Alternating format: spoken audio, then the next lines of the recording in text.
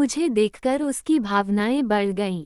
मैं बहुत डर गई और कहने लगी कि मेरे पति आ जाएंगे, मुझे छोड़ देंगे, लेकिन उन्होंने कहा कि बस एक बार करने दो। मैं अपने पति से बहुत प्यार करती हूँ।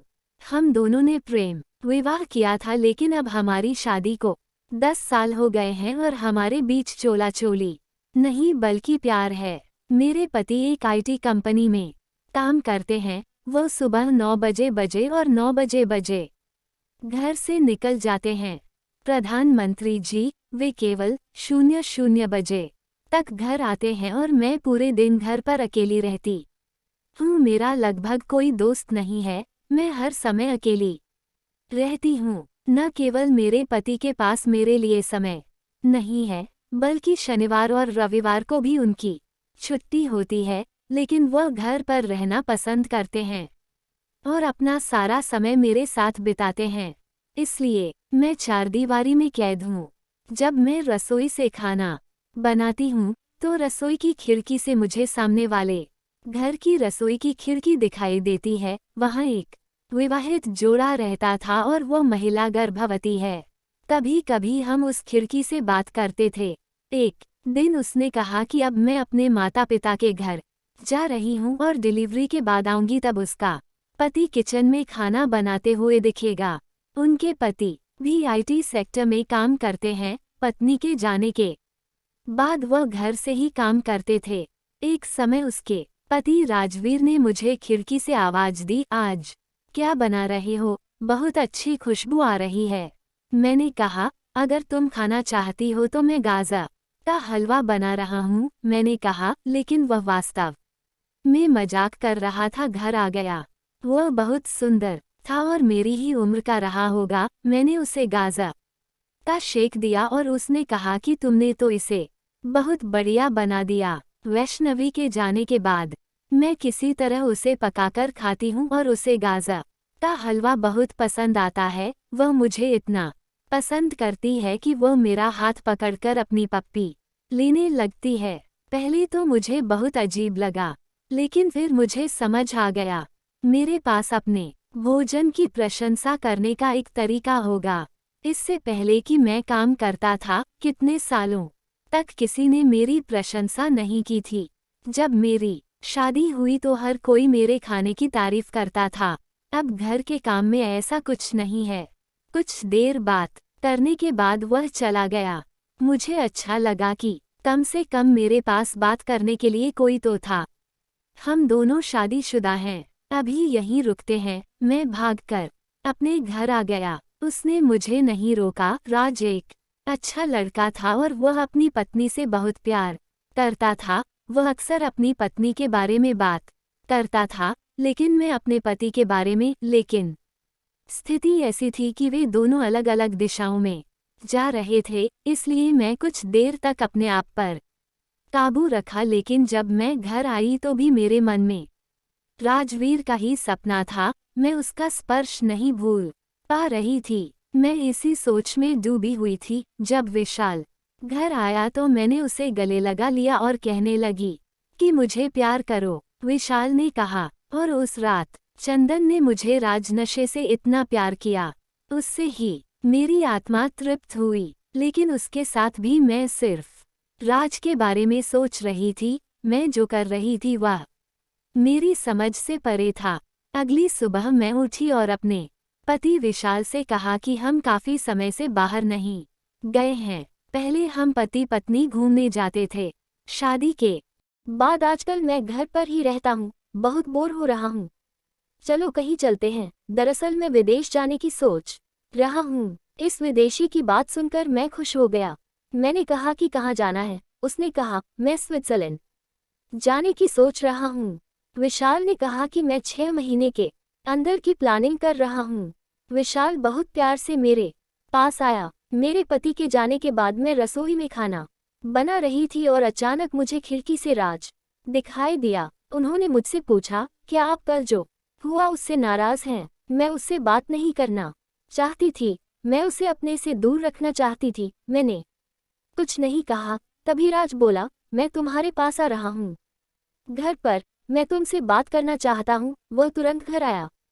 वो मेरे पास आकर बैठ गया और बोला, मुझे माफ कर दो। कल तुम्हें अपने पास देखकर मुझे नहीं पता कि मुझे क्या हुआ। तुम बहुत सुंदर हो। विशाल भाग्यशाली है कि उसे तुम्हारे जैसी पत्नी मिली। मैं नहीं चाहता था। बात तो करो उससे। पर एक बार मेरी आंखों पर कील क्यों ठोंक दी? अचानक उसने मेरे करीब आकर मेरा हाथ पकड़ लिया। मेरी सांसें तेज होने लगी। वह मेरे बहुत करीब आया और मेरे गालों को पकड़ लिया और फिर धीरे धीरे मेरी बाहों में लिपटने लगा। ऐसा मेरे साथ पहले कभी नहीं हुआ था। मुझे पता नहीं, ये देखकर मुझे होश ही नहीं रहा। मुझे ये सब क्यों अच्छा लग रहा था। मैंने उसे मना भी नहीं किया। अब वह धीरे धीरे मेरे साथ खेलने लगा और बेडरूम में आकर सोचने लगी कि मैं क्या कर रही हूँ। मैं खुद पर कंट्रोल क्यों नहीं कर पा रही हूँ। मैंने सारी हदें क्यों पार कर दी हैं। क्या होगा? अब दोपहर को मेरे पति ने मुझे फ़ोन किया और कहा कि आज ऑफिस पार्टी है, तैयार हो जाओ, मैं तुम्हें लेने आ रहा हूँ। मुझे बहुत खुशी है कि हम थोड़ी देर के लिए बाहर जाएंगे। मैं और मेरा बेटा तैयार हो गए। पति हमें लेने आए। हम दोनों के साथ ऑफिस गए। वहाँ बहुत सारे लोग थे। हमने खाना खाया और डांस किया। बहुत सारे लोग कोल्ड ड्रिंक पी रहे थे। मैंने विशाल को एक लड़के से बात करते देखा। वो लड़की भी मुस्कुराकर उससे बात कर रही थी। मुझे गुस्सा आने लगा। मुझे पता है कि वे दोनों एक साथ काम कर रहे हैं, फिर शायद मुझ में कुछ कमी है, इसलिए वह विशाल का ध्यान आकर्षित करती है। सुंदरता को देखने वाला कोई नहीं है, वह मेरे पति हैं। जो थके हुए घर आते हैं, वह निश्चित रूप से मेरे साथ हैं। जब तक वह घर पर है और हमारे बेटे की देखभाल भी करते हैं। पार्टी के बाद हम दोनों घर आए और मैं उस लड़की के बारे में सोच रहा था जिससे विशाल लगातार बात कर रहा था। उस लड़की की भी शादी हो चुकी थी और मैं राज अकेलेपन के बारे में सोचने लगा। मेरे अंदर का दर्द शायद राज दूर कर सकता है।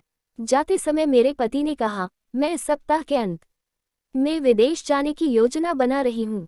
जब हम घर आएंगे तो आपको और बच्चे को ये पसंद आएगा। मैं उसकी बात सुनकर मुस्कुरा दिया। मैं टूर पर जा रहा हूँ। उसने ये बात राज को बताई तो राज को बहुत आश्चर्य हुआ और उसका चेहरा थोड़ा पीला पड़ गया और बोला, मैं तुम्हारे बिना कैसे रह सकता हूँ। मैंने कहा, मैं आपकी पत्नी नहीं हूँ। ये कहकर मैं हंसने लगा। राज ने मुझे छूने के अलावा कुछ नहीं किया। वह जानता था कि उसकी सीमाएं क्या हैं। कभी कभी मुझे ऐसा लगता था ये गलत नहीं था और यह जारी रहना चाहता था, लेकिन यह मेरे अकेलेपन को खत्म नहीं कर सका। इसलिए मैं अकेलेपन से छुटकारा पाने के बारे में सोचते हुए बिस्तर पर चला गया। स्विट्जरलैंड से वापस आने के बाद मेरे पति काम में व्यस्त थे। एक दिन रात चाय के लिए मेरे घर आए और अचानक बाहर बारिश होने लगी तो मैं जल्दी से बाहर आई और एक एक करके अपने कपड़े उतारने लगी। राज ने भी मेरी मदद की। अचानक तेज बारिश शुरू हो गई। हम कपड़े लेकर आए, तभी राजवीर बहुत करीब आ गया। आज सिर्फ एक बार मुझे जाने दो, फिर कभी तुम्हारे पास नहीं आऊंगा, फिर उसने कहा। उसने मुझे अपनी बाहों में ले लिया। पता नहीं मुझे क्या हुआ कि मैं अपने आप पर काबू नहीं रख पाई। मैं उसे टुकड़ा देना चाहती थी, परंतु परमेश्वर ऐसा नहीं कर सका और मैंने उसके साथ पाप किया। शैतान हमारे दिमाग में घुस गया था और हमसे गलत काम करवा रहा था और राज एक था। मैंने उसे जाने के लिए कहा। मेरा दिल बहुत टूट गया। मैंने क्या किया? मैं किसी की पत्नी हूँ और मैं खुद पर काबू नहीं रख पा रही थी। फिर मैंने विशाल को फ़ोन किया और कहा कि मैं घर पर बोर हो रहा हूँ और अब घर पर अकेले नहीं रह सकता। मैं कुछ करने की सोच रहा हूँ। विशाल ने कहा, लेकिन बच्चा घर पर है, उसकी देखभाल कौन करेगा? मैंने कहा, मैं स्कूल में शिक्षक की नौकरी ढूंढ लूंगा। मुझे भी ऐसे ही एक अध्यापक की नौकरी मिल गई और मेरा बेटा भी मेरे ही स्कूल में है। राज ने कई बार खिड़की से मुझसे माफ़ी मांगने की कोशिश की, लेकिन मैंने उसके बाद कभी उससे बात नहीं की।